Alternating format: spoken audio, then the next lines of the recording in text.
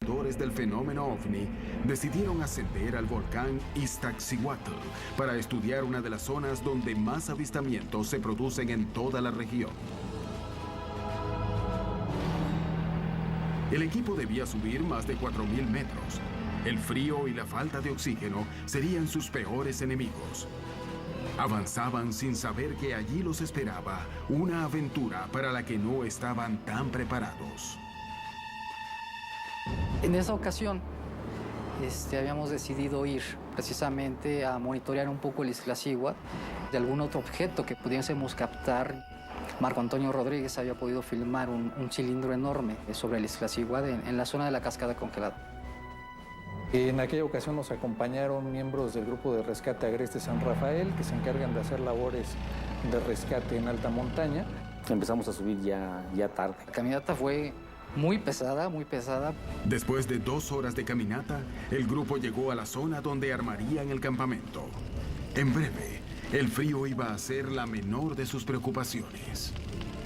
Empezamos a buscar leña, troncos, lo que fuese para poder generar una fogata. Montamos el campamento y a los 15 minutos las tiendas de campaña parecían iglús, estaban cubiertas completamente de hielo, de nieve. Ponemos un poco de agua a calentar para tomar un poco de café. El frío era inclemente y todos estaban cerca de la fogata. Pero el calor del fuego no iba a protegerlos de lo que estaba a punto de suceder. Comenzamos a ver luces similares a las de una linterna muy potente. Nosotros pensamos que eran alpinistas o que era alguien que estaba acampando por ahí. Lo cual se nos hace extraño porque ya es una zona no turística, ¿no? A esas horas de la noche. Aunque nadie lo manifestó en voz alta, todos sentían que había algo raro en esas luces que tenían al frente de donde estaban. Y estas luces no parecen ser una fogata, sino parece ser una luz intensa. No veíamos el resplandor que pudiese producir alguna fogata, o simplemente eran luces sordas. Las luces continuaban y habían logrado desconcertar al grupo Rescate Agreste.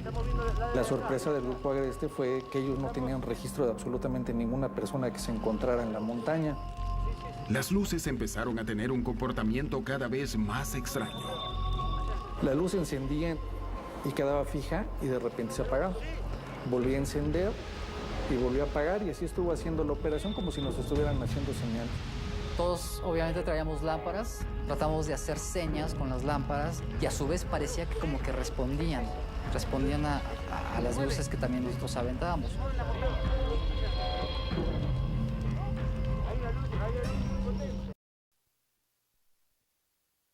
Por History. Como las luces continuaban, decidieron ir a investigar de quién se trataba. Veníamos auxiliados con las lámparas de mano, con las cámaras en infrarrojo para poder ver lo que estábamos pisando. Llega un momento en el que ya nos acercamos más y la luz, que de momento era blanca, de repente se torna roja, pero un rojo muy intenso. Decididos a averiguar de qué se trataba ese extraño hecho, un grupo se adentró aún más en dirección al lugar del que provenían las señales. Cuando nos acercamos, apagan totalmente las luces, ya no se vio absolutamente nada. Nos dividimos en 2 grupos para rodearla, por si alguien salía, poderlo encontrar en el paso. Pensaron que de esta manera sí lograrían ubicar lo que estaba causando las luces. Nos volvimos a encontrar y jamás pudimos ver a alguna persona que estuviera por ahí. No quedaron rastros de que hubiera habido alguien, no había marcas de pisadas, cuando es una zona completamente húmeda y es muy fácil que se marquen los pies o los zapatos, ¿no?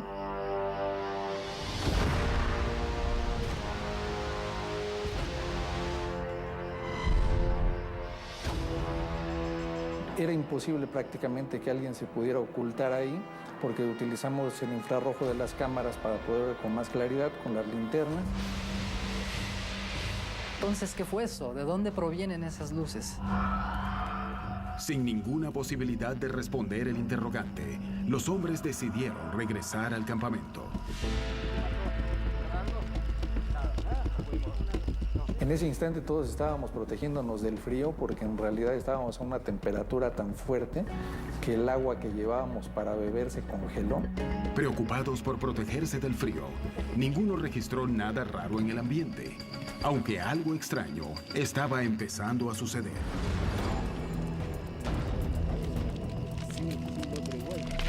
Las cámaras estaban colocadas alrededor del campamento por si algo se llegaba a presentar.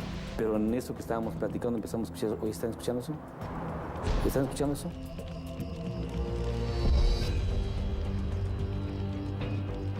Empezamos a escuchar sonidos muy parecidos a tambores.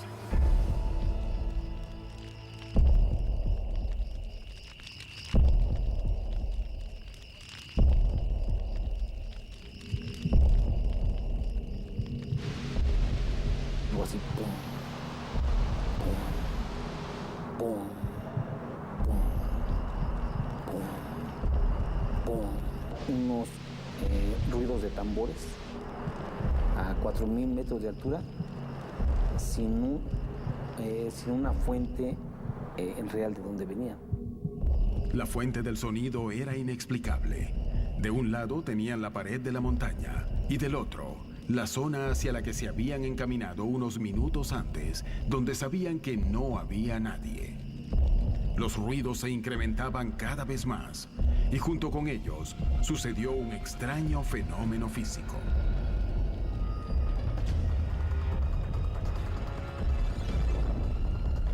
En el momento que estaba sucediendo esto, verificamos en las brújulas análogas y estaban girando completamente como locas, no detectaban el norte magnético.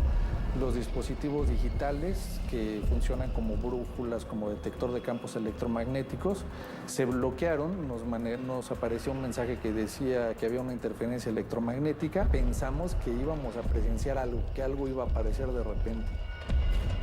El grupo se dio cuenta que algo realmente extraño estaba ocurriendo y empezaron a prepararse para lo peor.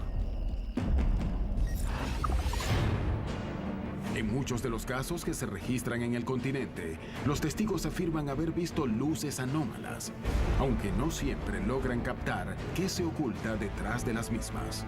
Un caso registrado en Argentina puede permitir revelar este misterio. En Buenos Aires, en 2013, un equipo de investigación del fenómeno OVNI registró una extraña luz y obtuvo un video. El caso llegó a manos de Sebastián Escobar, investigador de este tipo de eventos. Él buscará probar si existe alguna explicación conocida a lo ocurrido. Sebastián Escobar se reúne con Pablo Cano, especialista en imágenes. Ambos estudian el video y tratan de determinar cuál podría ser la fuente de la luz. ¿Qué es lo que más te llama la atención de lo raro que ves en este caso? Bueno, de hecho, nosotros estamos viendo que el centro de esta luz es blanca, o sea que es muy fuerte.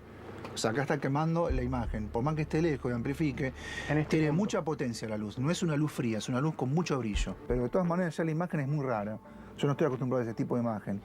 ¿Podríamos descartar la presencia de alguna aeronave convencional, helicóptero, avión? Normalmente los aviones o los helicópteros tienen balizas de referencia, que son unas luces que titilan, que hacen así, y que generalmente cuando vos tenés la luz está al costado. Normalmente eso descarta que es un avión. En este caso queda totalmente descartado porque no hay referencia a balizas. Pareciera estar en la línea del horizonte, sí, ¿no? A veces los fenómenos de luces anómalos en el campo no solamente tienen que ver que estén en el aire, a veces están en el campo y son espontáneos. No se ve un desplazamiento ni horizontal de izquierda a derecha ni vertical de arriba hacia abajo. Vos fíjate, cuando él retira el zoom en este momento, ahora se va a ver acá la referencia del auto. Sí. Es muy rara. ¿Qué podría ser la fuente de esa luz? ¿Qué objeto podría haber que esté emitiendo esta luz tan potente, rara y blanca que vos mencionás? Y bueno, ese es el tema. No lo podemos determinar, pero evidentemente es una luz muy fuerte, muy rara. Yo no estoy acostumbrado a ver esos puntos de luz en el campo. Es una luz que se comporta de una manera media rara. Necesitamos hacer más pruebas. Más pruebas, exactamente. El analista de imágenes descarta que la fuente de la luz sea una aeronave conocida y no logra identificar cuál podría ser su fuente. Sebastián realizará pruebas arrojando algunos objetos al aire, buscando generar el mismo tipo de imagen. ¿Se trató de algo conocido o realmente fue un ovni?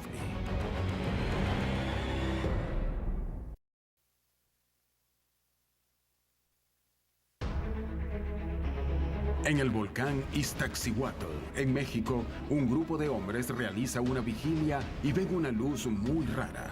Cuando buscan la fuente, esta desaparece. Al poco tiempo, el instrumental que llevan empieza a fallar, marcando alteraciones asombrosas.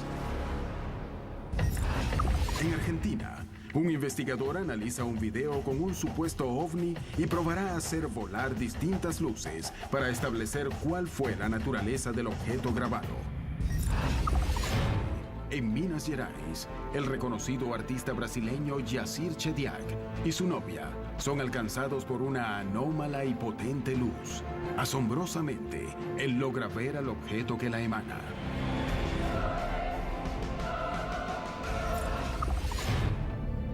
La noche del 12 de diciembre de 2012, Arturo Sarabia, junto con un grupo de rescatistas e investigadores del fenómeno ovni, se encontraban en el volcán Iztaccíhuatl. Querían estudiar de cerca una de las zonas donde más avistamientos se producen en todo el continente. Pocos minutos después de llegar, vieron extrañas luces en el lugar. Inmediatamente un extraño sonido invade la zona. No saben qué es. Les dio una especie de pánico a todo el mundo porque no sabíamos realmente qué estaba ocurriendo. Nosotros íbamos a tratar de grabar objetos voladores no identificados y nos encontramos con esta situación. Empezamos a entrar como en una zona de psicosis. Y más porque uno de los compañeros dijo, ¿qué estoy haciendo yo aquí? Al decir eso es porque estaba espantado. Todos tratamos de darle a lo mejor, pues todos estamos aquí reunidos, no te preocupes. Todos subimos y todos bajamos. Poco a poco lograron recuperar la calma y decidieron que lo mejor era tratar de determinar de dónde provenían esos sonidos. Empezamos a ir hacia donde estaban los árboles con cámaras. Todos estábamos con cámaras y unos con linternas para ver qué salía detrás de los árboles. No vimos nada, no pudimos captar absolutamente nada en audio. Fue algo muy extraño porque todo lo escuchábamos y lo escuchábamos muy fuerte, pero en ningún dispositivo se grabó. Cesó el sonido aproximadamente en unos 20-25 minutos y ya no pudimos escuchar absolutamente nada más. Debido a los nervios, los hombres permanecieron en una vigilia constante hasta la salida del sol. Pero la montaña esperaba para darles más sorpresas. Vimos cruzar un objeto también por encima de los árboles en medio del bosque y posteriormente unos minutos después pasó otro, ¿no? El primero traté de ubicarlo y no lo pude yo grabar. Y ya después yo vi el segundo. Miren, ahí va otro. Ahí sí lo agarré la cámara y ahí sí lo capté. El segundo se ve fantástico, se ve cómo pasa una esfera por la parte de atrás de los árboles. Hasta que entró dentro de una nube y ya no lo vimos más. Después de registrar los ovnis, el grupo decidió que ya era momento de volver. La vigilia había dado resultados increíbles. Nos preparamos para marchar porque, bueno, para descender desde esa zona donde nos encontrábamos íbamos a hacer aproximadamente entre 6 y 7 horas de caminata. La experiencia no fue en vano. Esa noche, Arturo Sarabia y sus compañeros encontraron mucho más de lo que esperaban hallar. No puedo encontrar una explicación de lo que haya sido. Tratamos de buscar explicaciones de todo lo que haya sido posible y nunca logramos encontrar una explicación lógica de qué fue lo que sucedió. Los hechos ocurridos el 12 de diciembre de 2012, junto con otros fenómenos que se dieron en la zona, animaron al grupo de Sarabia a seguir investigando hasta encontrar una respuesta para los extraños fenómenos que se daban en el volcán. En realidad allá en el volcán están sucediendo cosas muy extrañas. Estamos por regresar y vamos a seguir tratando de documentar lo que podamos.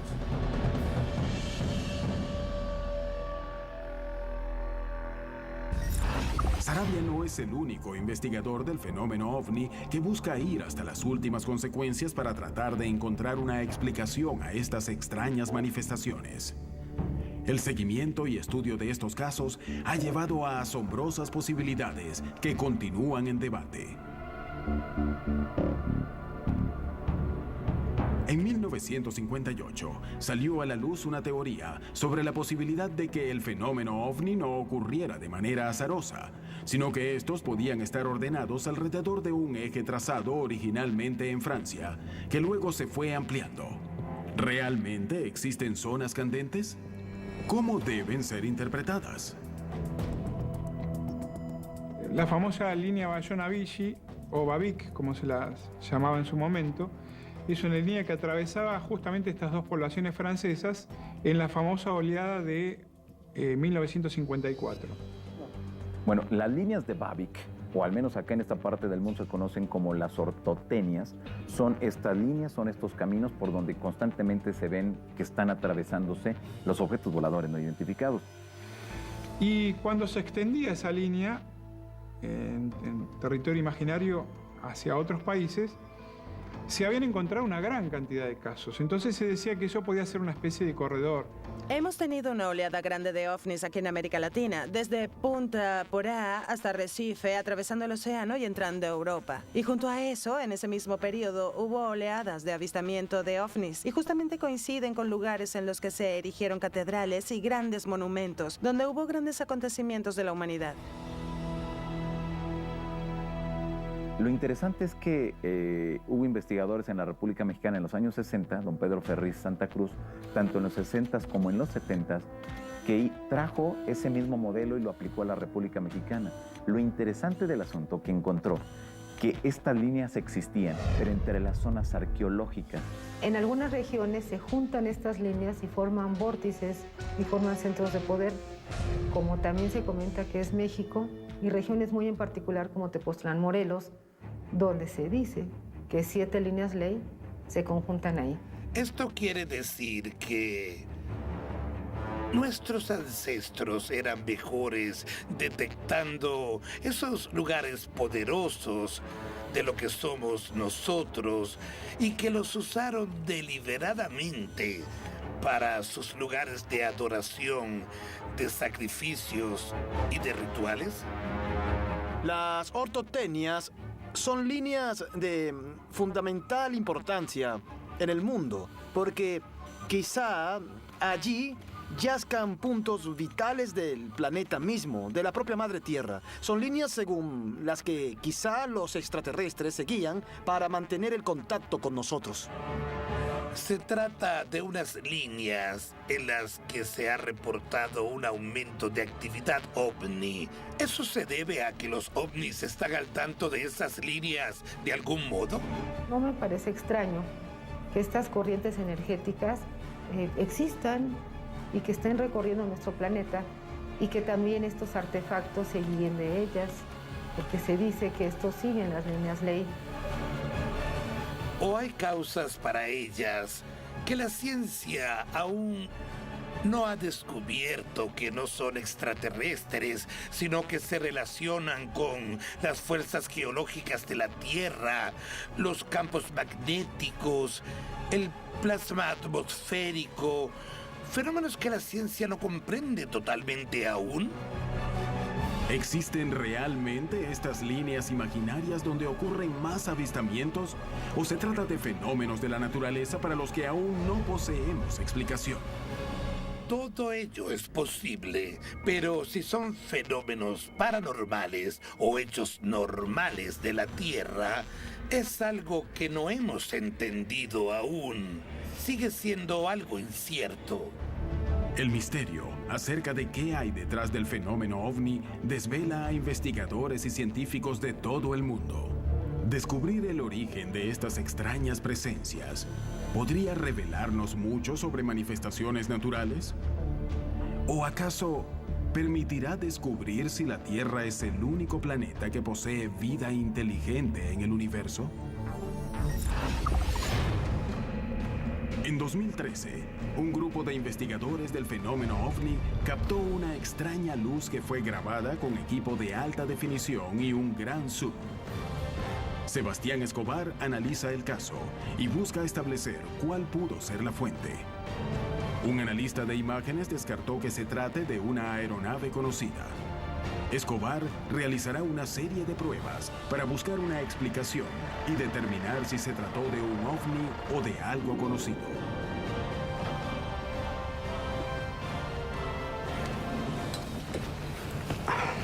Bueno, llegamos. Este es el lugar, Sebastián, acá. Yo lo que diría, si vamos allá, tendríamos una observación justa. Bueno, vamos a verlo. Dale, vamos. ¿Ves? Básicamente, ese es el área de incidencia del fenómeno, toda la zona que se ve en aquel lugar. ¿Aproximadamente qué distancia le calculás? Unos 500 metros dentro del campo, más o menos. Puntualmente, ¿qué es lo que vieron? Y después se convirtió como un racimo que despedía pequeñas luminiscencias de costados o de arriba. Y empezamos a enfocarlo con las cámaras de visión nocturna. En el acto se reconoció que era un fenómeno porque era una luz de una potencia y una fluctuación muy llamativa. ¿Qué creen que es lo que vieron? Bueno, inicialmente descartado todo tipo de fenómeno terrestre o cualquier tipo de objeto que esté deambulando por el campo nocturno. Es un campo ionizado que va generando un flujo lumínico. Es una luz de tipo líquida, para que se entienda. Es una energía que presenta un giro permanente en una rotación invertida a las agujas del reloj. En este caso, se produce a veces una interacción con esto. ¿Por qué? Porque cuando nosotros iniciamos en un grupo dividido de 2 personas con Pablo un acercamiento al fenómeno, se produce lo que ha pasado en otras tantas investigaciones. El fenómeno pierde visibilidad. Correcto. Y cuando volvíamos hacia el equipo de trabajo, el fenómeno tomaba visibilidad. Perfecto. Además, a una distancia cercana había otra más chica. Ajá. Ya cuando la veo por cámara, noto en el acto que lo que estoy viendo es totalmente anómalo. O sea, en este caso puntual, ¿por qué descartarías, si es que lo descartás, de hecho, otro tipo de fenómenos explicables o naturales? Eso está todavía a estudio. La interacción que hubo con este fenómeno lumínico, la forma en la que se manifestaron y triangularon en una aparición de 3 fenómenos equidistantes, fue un factor indicador interesante, por lo menos para nosotros, y la interacción que hubo similar a la que se dan en otros casos. Para establecer qué grabaron las cámaras, el investigador lanza objetos al cielo. El primer objeto es un helicóptero dron con potentes luces. Este sencillo experimento servirá para establecer cómo la cámara registra las distintas luces. ¿Podría tratarse de un fenómeno similar? Luego de grabar el dron con distintas calidades de video, se prueba arrojando una bengala. La potencia de esta luz servirá para contrastar con la que registró el equipo de Cristian Soldano.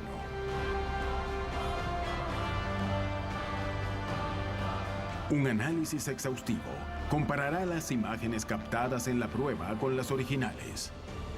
¿Existe alguna similitud?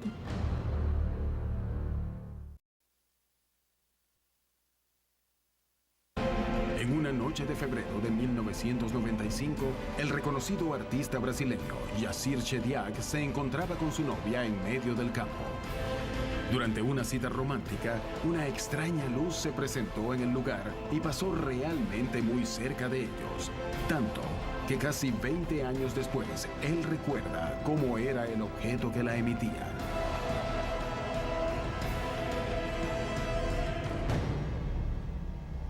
Lo vi desde abajo, lo vi bien, estaba volando muy bajo. Diría que estaba a unos 30 metros de altura o algo así de donde estábamos nosotros. Entonces lo pude ver de cerca, era circular y muy grande. Desde donde yo estaba cubrió bastante espacio cuando pasó. Era un objeto enorme, como un disco. Desde abajo no lograba divisar si era de metal, no lograba visualizar ese tipo de cosas, pero como era redondo, no tengo dudas de qué se trataba. Por debajo soltaba chispas o algo así, eléctrico. Y hacía un ruido muy fuerte, como de electricidad estática. Y pasó así, lentamente, por encima del auto. Obviamente, en ese momento sentí un miedo enorme. Siempre me había parecido interesante, quería ver algo por el estilo, pero en el momento en que lo ves tan próximo, tan cerca de ti, terminas por sentir algo extraño, cierto pavor. El objeto se acercaba cada vez más. La perspectiva de que les pasara algo le causó una crisis de nervios a la novia de Yacir.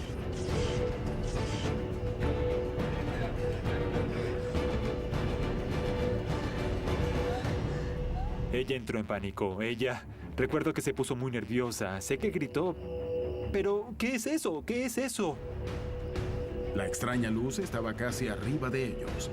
Yacir sentía fascinación y pánico al mismo tiempo. Sabía que era un testigo privilegiado de un fenómeno único, pero algo le impidió ir más allá.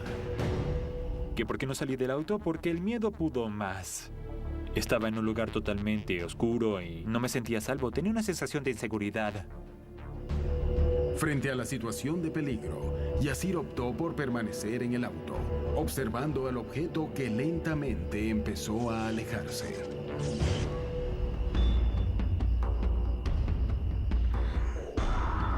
El objeto pasó y eso fue todo. Nos quedamos muertos de miedo dentro del auto, con mucha tensión. Sentimos tensión porque todo pasó tan cerca, tan rápido y fue tan extraño y desconocido que quedamos muy tensos.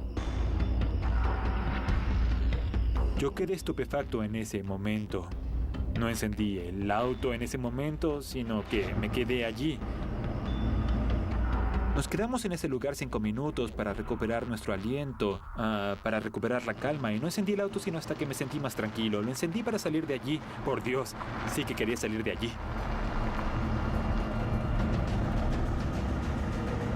Y eso fue todo ahora que lo recuerdo. No sé qué fue. No sé qué fue. Vivencias como las de Yacir podrían ser la pista para acercarnos a resolver este gran misterio que desvela a la humanidad desde hace milenios. ¿Estamos solos en el universo?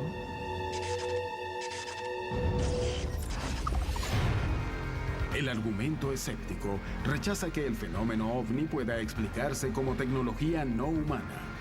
Según esta idea, las distancias del espacio son tan grandes que sería imposible para cualquier especie lograr atravesarlas.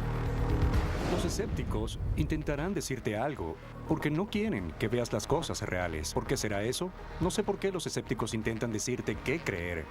Como científicos que son, porque muchos son científicos de verdad, deberían saber que no lo saben todo.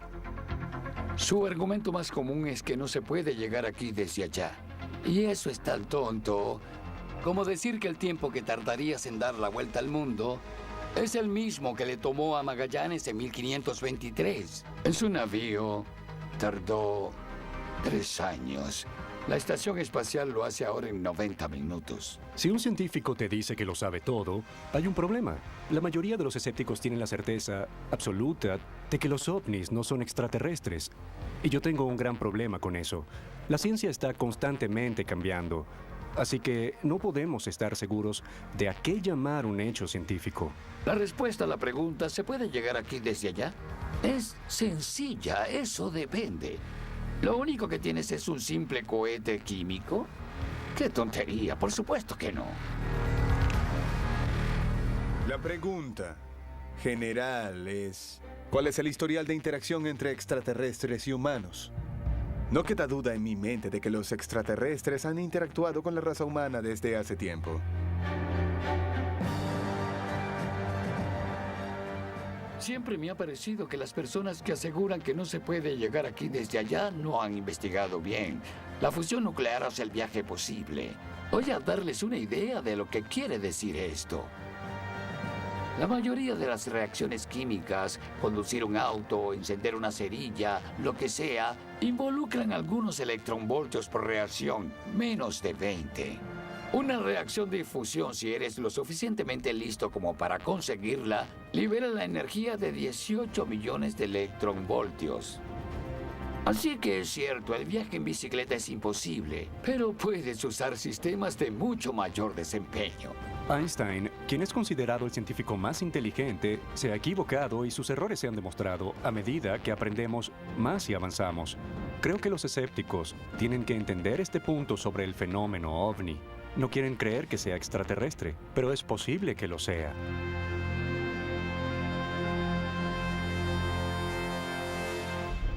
Los avances científicos crearon tecnología que hace apenas un siglo parecían quimeras. El siglo XX ha implicado que día a día el hombre viva rodeado de más capacidad tecnológica que la de toda la historia previa de la humanidad. ¿Es realmente un salto tecnológico lo que nos separa de recorrer enormes distancias en menos tiempo?